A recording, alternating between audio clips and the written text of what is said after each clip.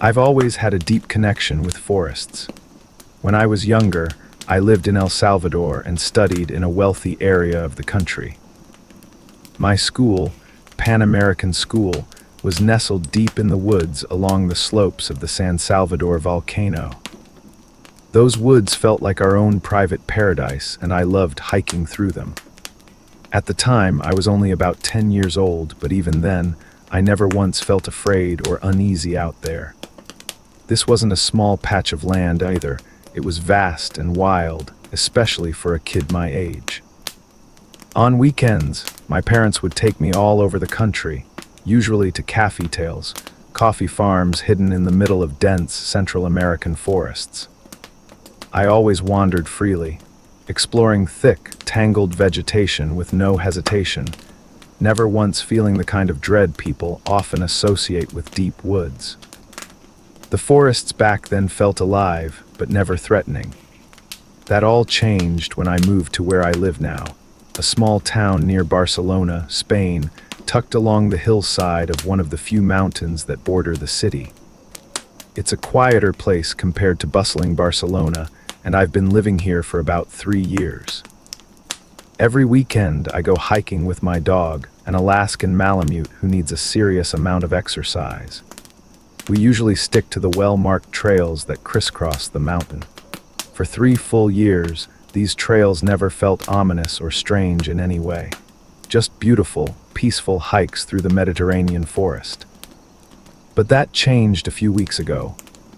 There are power lines that cut across the mountain range, and as time goes on, the trees beneath them have to be cut or trimmed back to prevent fires. A few weeks back, a whole strip of forest, maybe half a kilometer to 3/4, was completely cleared for fire safety reasons. I decided to check it out with my dog.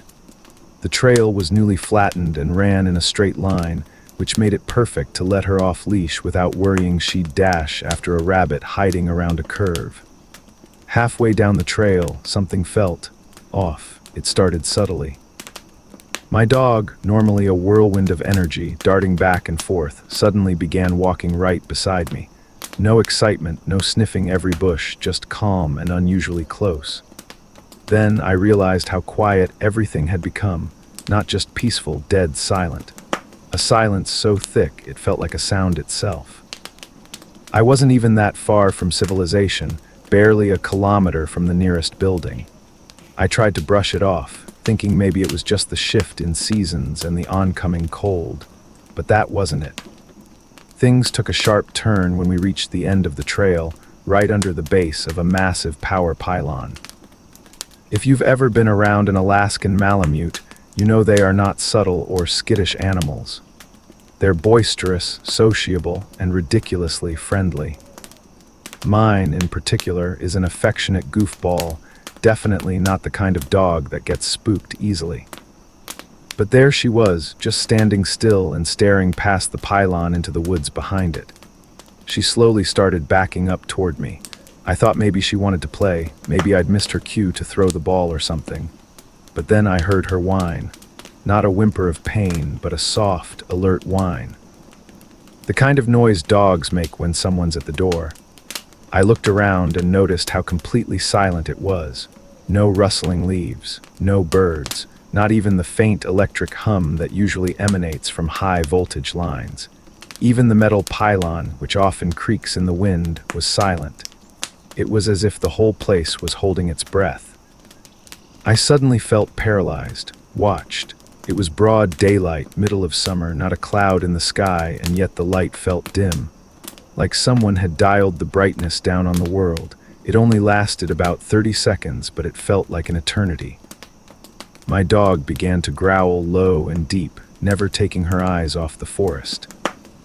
She moved behind me slowly, still growling as if bracing for something. She never turned her back to the woods. Malamutes, for the record, aren't guard dogs. They don't bark or growl at random. If they're hurt, sure.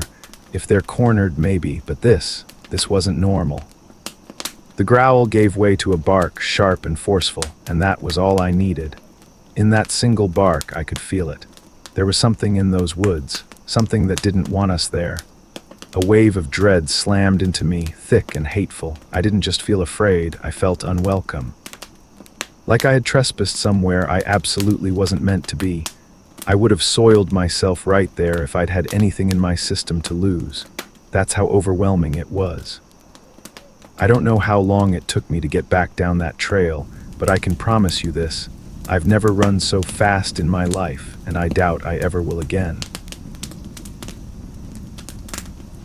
One of my first jobs as a trainee was a search op for a 4-year-old kid that had gotten separated from his mom.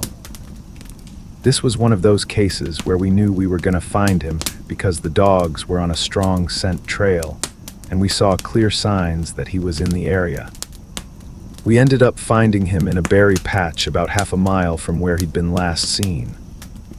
Kid wasn't even aware that he'd wandered that far.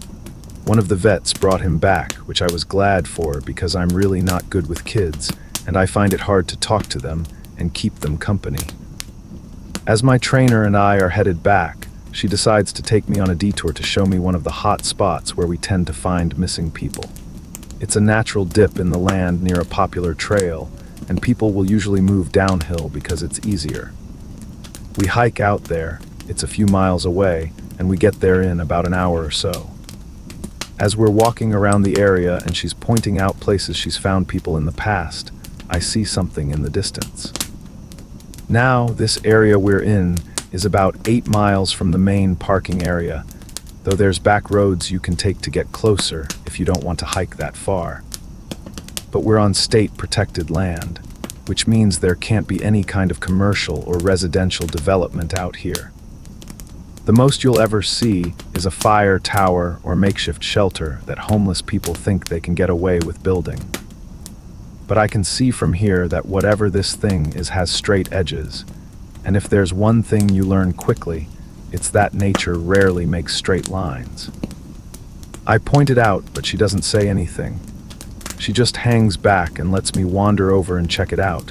I get within about 20 feet of it, and all the hair on the back of my neck stands up. It's a staircase in the middle of the woods.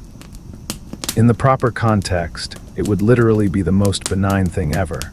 It's just a normal staircase with beige carpet and about 10 steps tall. But instead of being in a house where it obviously should be, it's out here in the middle of the woods. The sides aren't carpeted, obviously, and I can see the wood it's made of. It's almost like a video game glitch, where the house has failed to load completely, and the stairs are the only thing visible. I stand there, and it's like my brain is working overtime to try and make sense of what I'm seeing. My trainer comes and stands next to me, and she just stands there casually, looking at it as if it's the least interesting thing in the world. I ask her what this thing is doing here, and she just chuckles. "Get used to it, rookie. You're gonna see a lot of them." I start to move closer, but she grabs my arm. "Hard. I wouldn't do that," she says. Her voice is casual, but her grip is tight, and I just stand there looking at her. "You're gonna see them all the time, but don't go near them. Don't touch them. Don't go up them. Just ignore them." I start to ask her about it, but something in the way she's looking at me tells me that it's best if I don't. We end up moving on, and the subject doesn't come up again for the rest of my training. She was right, though. I'd say about every 5th call I go on, I end up running across a set of stairs. Sometimes they're relatively close to the path, maybe within 2 or 3 miles. Sometimes they're 20, 30 miles out, literally in the middle of nowhere, and I only find them during the broadest searches or training weekends. They're usually in good condition, but sometimes it looks like they've been out there for miles. All different kinds, all different sizes. The biggest I ever saw looked like they came out of a turn-of-the-century mansion and were at least 10 feet wide, with steps leading up at least 15 or 20 feet. I've tried talking about it with people, but they just give me the same response my trainer did. It's normal. Don't worry about it, they're not a big deal, but don't go close to them or up them. When trainees ask me about it now, I give them the same response. I don't really know what else to tell them. I'm really hoping someday I get a better answer, but it hasn't happened yet. The scariest story I've got happened while camping with my dad in northern Michigan. For over a decade, we'd spend weekends at my grandma's place on a lake near Gaylord. Every Friday, we'd pack up our gear, throw everything into our rucks, grab our mountain bikes, and head off into the state forests. Our favorite thing to do was find an old, overgrown two-track that looked like no one had touched it in years. We'd park the truck, offload the bikes, and disappear into the woods. No trails, just making our own path. Our goal, find a stream or river and make camp nearby. One trip, we stumbled on the crumbling foundation of what must have been a home, way out in the woods, miles from any road or trail. Right beside it was a small wooden shack, barely 5 feet tall. My dad had to crouch to get inside, and I just hunched over. I was only about 12. Inside, it was like a time capsule. Rusted gun barrels, fishing poles, snowshoes, old bedding, pots, and pans. Clearly abandoned for a long time. For a kid like me, it was incredible. We set up camp about 20 feet from the shack, caught some bullfrogs for dinner, and made pan-fried nachos on our tiny Coleman stove. No light pollution, just stars, an entire sky full of them. My favorite part of camping. Before bed, we did what we always did, tied up our food in a bag and hoisted it up a tree branch, maybe 15 feet up, just in case bears or other animals came sniffing. But that night, just after we zipped up the tent, we started hearing noises, grunting and huffing from across the stream. My dad, an experienced hunter, figured it was a deer, elk, or maybe a bear, nothing we hadn't seen before. But as the night dragged on, the sounds changed. What started as animal-like noises began to sound almost human. Imagine a baby whining softly, mix that with deep, guttural huffing and the occasional high-pitched, sharp cry. It was unsettling. We didn't sleep much. My dad had his Remington loaded, and I had my little 20 gauge, my first gun, beside me. We eventually drifted off sometime after midnight. When we woke up, the first thing we noticed was the smell. Rotting meat. At first, we figured it was just a dead animal nearby. It happens. But then my dad walked around to check on the food bag, and just stopped. I remember him yell curses. Behind our tent, hanging from the same tree as the food bag, were 3 deer, skinned, gutted, strung up by vines, not rope, vines. Their heads had been cut off and placed on top of their guts. All 3 were positioned to face our tent. No tracks. No blood trail, nothing. My dad, who's a phenomenal tracker and has guided hunts in the Upper Peninsula, found nothing. He scoured the area, no sign of where the deer had been dragged or even hoof prints. We hadn't heard a sound the whole night, other than those creepy cries. We packed up fast and hiked back to the truck that morning. Stopped at the nearest DNR station to report it. The guy behind the desk looked at us, shook his head, picked up the phone, and said something like, "Another skinned animal sighting near the stream." Like it wasn't the first time. To this day, my dad still talks about it. What disturbed him most wasn't just the scene. It was the total lack of evidence. No trails, no tracks, and not a single tree nearby had vines. We have no idea where they came from. Just thinking about it still gives me chills. I used to live in a very rural area during my youth, and when I had just turned 18, I started helping out with a family friend's security company. One October evening, around 9 p.m., we were just starting our night shift patrolling what used to be a manor house. A little backstory on the place. Rumors swirled that it was cursed, haunted by demons and tortured souls alike. Over the years, it had worn many faces, first a private residence, then a hotel, later a hospital, and eventually a nursing home. By the late 1960s, it had been abandoned and left to rot. In the 40 years since, it became a magnet for thrill seekers, kids, vandals, and gangs all breaking in, setting fires, trying to either prove the haunting or destroy the supposed curse. I wasn't a big believer in hauntings, but I'll admit, the place gave off an unsettling vibe.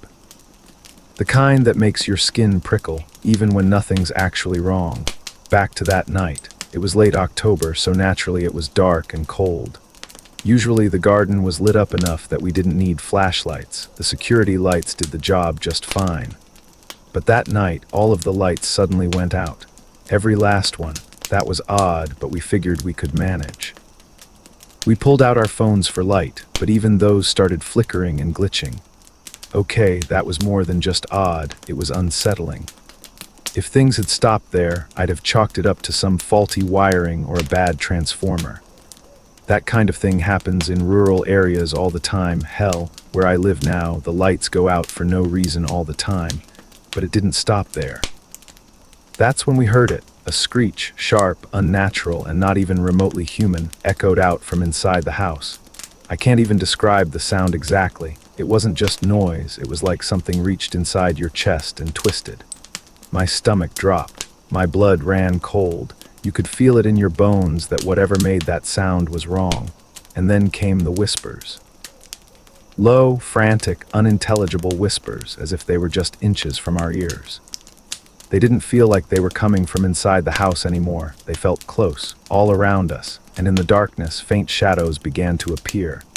Human-shaped silhouettes performing horrifying acts, suicide, self-mutilation, violent gestures I won't describe. They flickered into view and then were gone, again and again, as if caught between moments. It lasted maybe 30 seconds, but it felt like forever. When it was over, we all stood frozen. Then, one by one, we confirmed to each other that yes, we had all seen and heard the same thing. This wasn't panic or suggestion, it was real. And once we were sure of that, we wasted no time. We called the police to report a disturbance and waited just long enough for them to arrive before we hightailed it off the property. They searched the whole house, no signs of a break-in, no footprints, no busted doors or windows. No one else was there. It was just the four of us. I haven't set foot in that place since.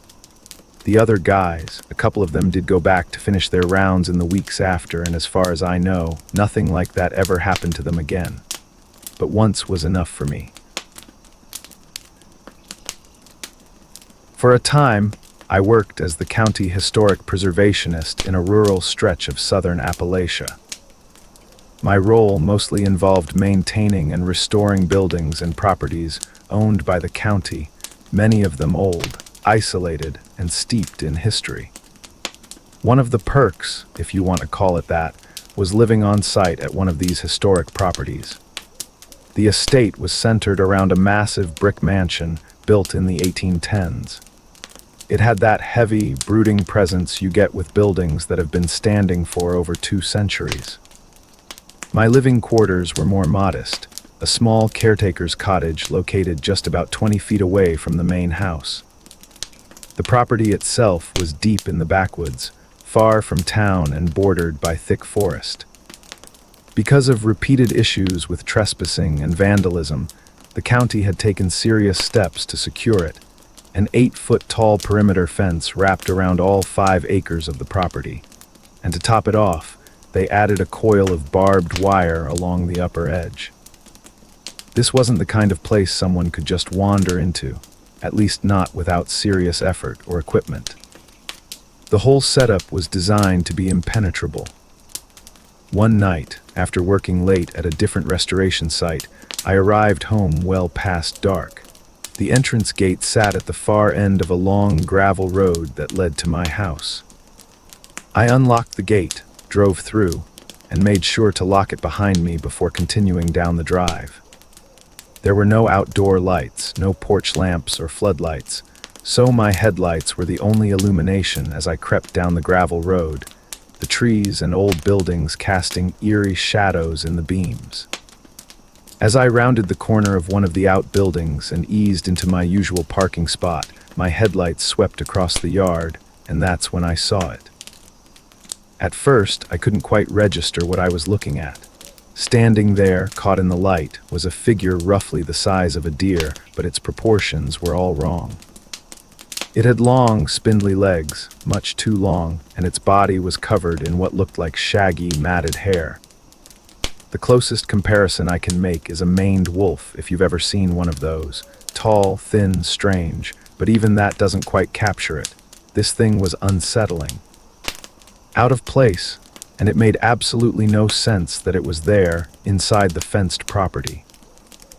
There was simply no way a creature of that size could have gotten through the fence, let alone over it, not without leaving damage, and I would have noticed that immediately. I sat frozen for a moment, trying to make sense of what I was seeing. Then curiosity, mixed with the need to confront whatever the hell this thing was, pushed me to act. I opened my car door slowly, stepping out to get a better look. And then the thing moved, not like a deer or coyote darting away on four legs. No. As I opened the door, the creature turned and in one fluid motion rose up, straightening itself until it stood on two legs. It stood tall, taller than I expected, and then it sprinted away. Upright, like a person, I just stood there, stunned, completely unable to process what I'd just seen. My brain kept trying to rearrange the image into something familiar, something that made sense, but nothing fit. Panic surged in a wave once the adrenaline kicked in. I ran inside, grabbed my Maglite flashlight and my shotgun, and stormed back out, heart pounding. I scoured the area, circling the outbuildings, shining my light into every shadow, calling out, though I'm not sure what I was expecting to happen. But the thing was gone. No sound, no movement, no broken branches, no prints in the dirt. It had vanished as mysteriously as it had appeared. It was as if it had never been there at all.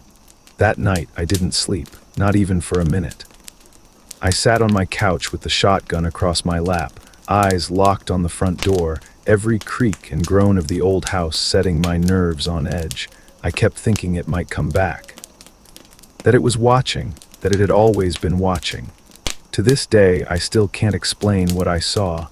I've gone over it 1,000 times in my mind, trying to rule out sleep deprivation, optical illusions, even elaborate pranks, but none of it adds up.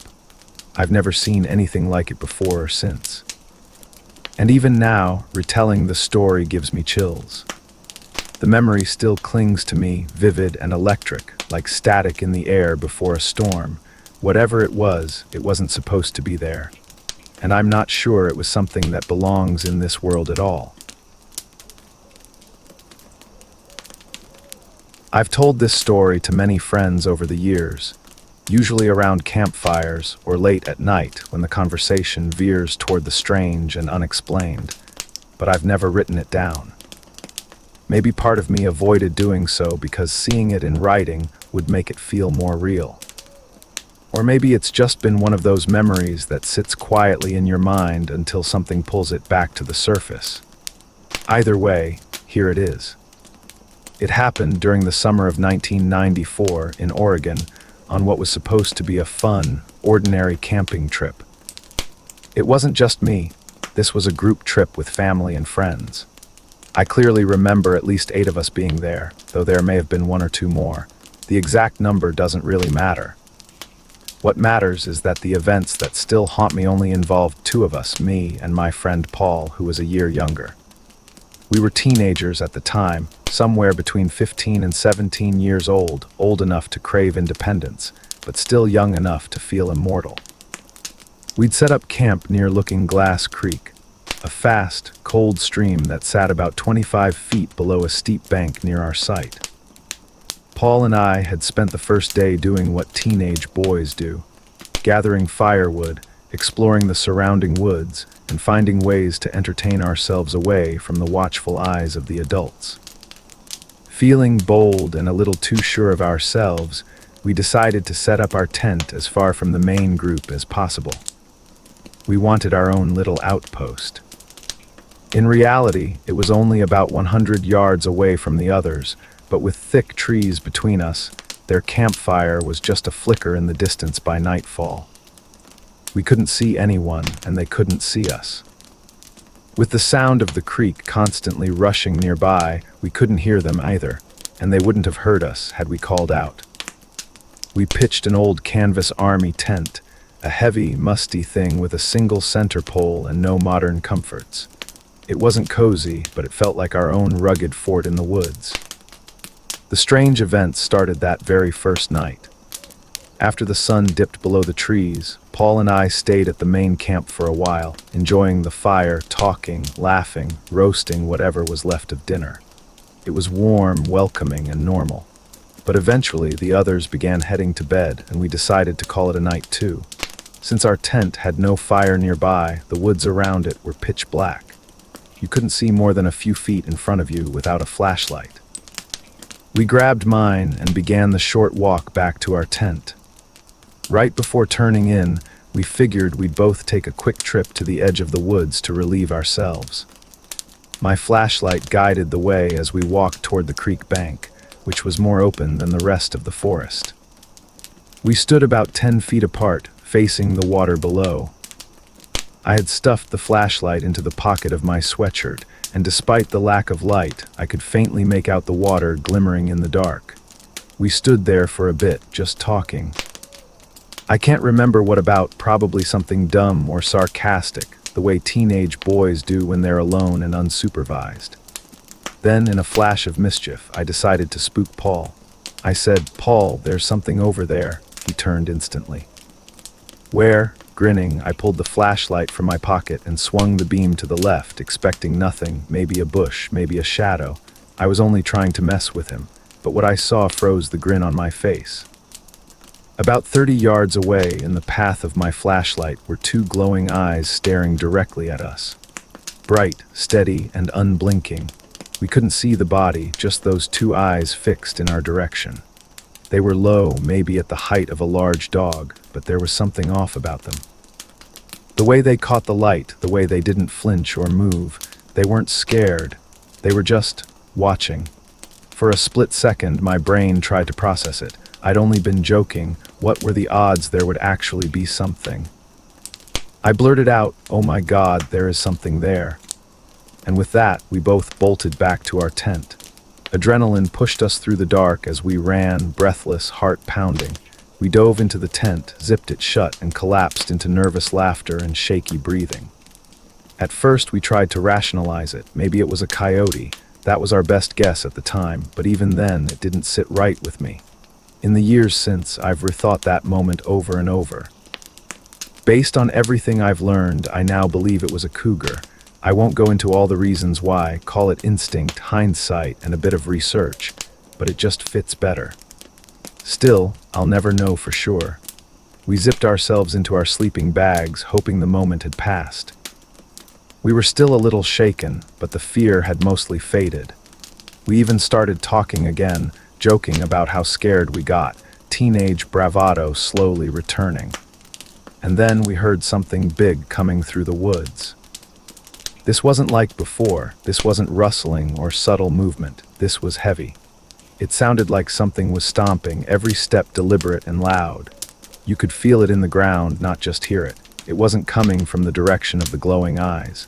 It was coming from behind us, from the opposite side of the tent, toward the woods and away from the other campers. The direction where there shouldn't have been anything at all. We fell completely silent. I don't know if you've ever experienced a moment of absolute, primal listening, but it's not just hearing. We were listening with every part of our bodies, with our ears, our skin, the soles of our feet pressed to the tent floor. Our eyes were wide open in the pitch black, trying to see anything, but there was only darkness. The footsteps grew closer. Then they stopped right outside our tent. Nothing moved, not us, not it. The only sound we heard was a deep, forceful exhale, like a horse or something bigger taking a heavy breath. Once, maybe twice. I remember lying there, certain this was the moment a bear would crash through the canvas. My teenage mind was filled with dramatic images, claws ripping through fabric, snarling teeth, us being dragged into the trees, but nothing happened. Instead, it circled our tent. We lay still as it stomped around, slow and deliberate, tracing all four sides. No snorting, no growling, just those deep breaths and heavy, thunderous footsteps. Then, without pause, it turned and walked off into the woods, heading uphill in the opposite direction of the creek. And that was it. These two events, glowing eyes and the heavy footsteps, happened within 30 minutes of each other, back to back. We didn't sleep much, if at all, the rest of that night. We didn't dare unzip the tent. We just lay there in silence, jumping at every sound until the gray light of dawn began to creep through the canvas. I don't know what the creature was. I still don't. My best guess now is a large bull elk, possibly moving through the area in the dark. But that raises its own questions. Why was it stomping? Why circle the tent? Why that late at night? I don't believe in Bigfoot, if that's where you think this is headed. But I do believe something was there, something that didn't care we were young and scared and alone, something that came close. Too close. That's the part that sticks with me most, not knowing. The sudden, unexplained nothing that followed such intense, terrifying somethings. No resolution, just quiet. Paul and I don't see each other as often these days. Life took us to different towns, different jobs. But we were the best men at each other's weddings, and whenever we do get the chance to catch up, we always end up talking about that night. Laughing nervously, trying to make sense of it, trying to remember every detail. I'm just a few months away from turning 40 now. And to this day, that remains the most unexplained experience of my life.